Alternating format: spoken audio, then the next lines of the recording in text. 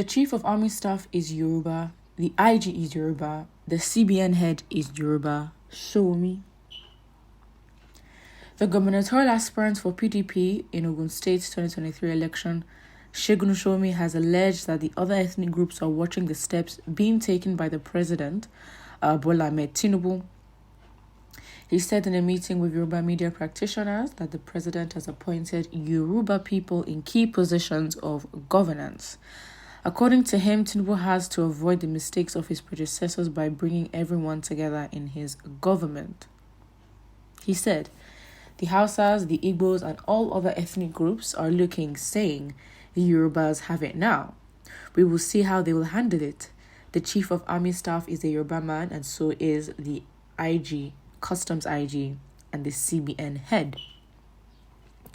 They won't be surprised if a Yoruba man also becomes the Minister of Finance. All these steps that Tinubu is taking, they are monitoring and watching. I can say this because we are close to them. I think that it's truly a shame that identity politics and, our ethnic group identity is this important. Not that it isn't, but from the beginning it's been such a struggle to coexist as just very different people. And to be honest, I don't know. We need something that unifies us, right? We really need something that is as strong, because the way the world is going and the way the conversations that we're having in the country, it's like there's no time. People are thinking of going to Mars, right? Nations are behind that project. Nations are we're trying to leave Earth, and you have people that are still struggling on a very tiny piece of the Earth where it's like it's crazy, and it's very shameful, because I personally think it's pointless. So what should I come and say that, this is right, this is like, we engage in the same conversations. Is it right for you to judge someone by their ethnic group or their identity or their tribe? Is it a good thing to be intolerant? Is it a good thing to be unable to coexist in a place? And it's crazy because, stereotypically you say that, in certain parts of the country, certain people are known for being welcoming to guests. And is this the energy we're going with? So it's not anything new. Again, when Buhari was in office, it was like, okay, he's going to take his own people, everyone around him. He will appoint ministers and appoint key positions of people in the north. And the same thing is now happening with Tinubu. So it's like, I'm personally tired of having the same conversation. I think for Nigerians, we need to start thinking out of Nigeria in terms of where's the world going as Africa, where are we going? Because when you get your head buried in the sand, you have no idea. You're just so stuck in this is what's happening, this is what has happened. I feel like, access to information is also another thing as well. A lot of people wouldn't necessarily know the way to think if they don't have information or they're not exposed.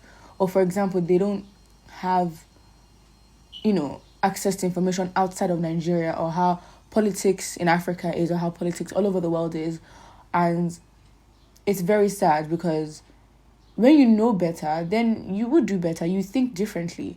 So imagine that you see. So if you then look at it on a bigger scale, we have such bigger problems. You have our skilled workers that have been trained by Nigeria, with doctors, with engineers, going to study again, not even trying to leave the country and getting jobs, except the key workers. But you have people even going abroad to go study again, because the education in the country is not respected. And these are not, it's not okay, influencer, sorry, I'm not trying to disrespect that, but we are so behind.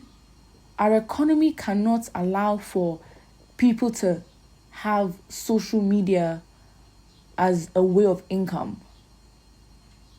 because we haven't built the nation. Like, it's so sad that we are still talking about nation building, because you want to move to other countries that have basically done the work to build themselves. Nothing is free in this world. You will pay heavily for it. Ask people that are moving out. Ask about this jackpot. This jackpot thing is not cheap. Obviously, people plan to leave, but... So, you have these big problems, right? And then, this is now our issue. Within our own governance, we are so disorganized, we can't lead ourselves. And obviously, yeah, that's the thing. If we can't live together, if we can't... Because I think it's an ask. I think understanding the context of Nigeria, okay, maybe you can be a bit understanding of the fact of why it is actually very hard. Because a lot of countries, they don't have this. Right? And a lot of African countries have different languages, but like, at least the national language is not even English. If you look at East Africa, it's Swahili, but you have... East Africa is made up of what? You have Kenya, you have Tanzania, you have Uganda. Like, all these countries, are fine, but like within East Africa, Swahili is the language. It doesn't mean that other languages don't exist, but that is such a unifying thing. It makes things so much easier. Like, you don't go to nations of the world where... Because you have to also look at the ideology behind our system. You look at how states were being divided, and you look at your colonizers. How are they doing this? First of all, there's only one language. If at all, there's plenty of languages. It's not even exceed 5, but it's the same language. But when you go to different parts of the nation, they just have different accents, but they're speaking the same language. There's an understanding.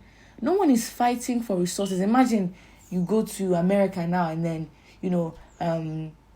people from Texas can't go to New York, and you identify with the place so bad. And it's like, obviously, look at all these countries. They're just so diverse anyways.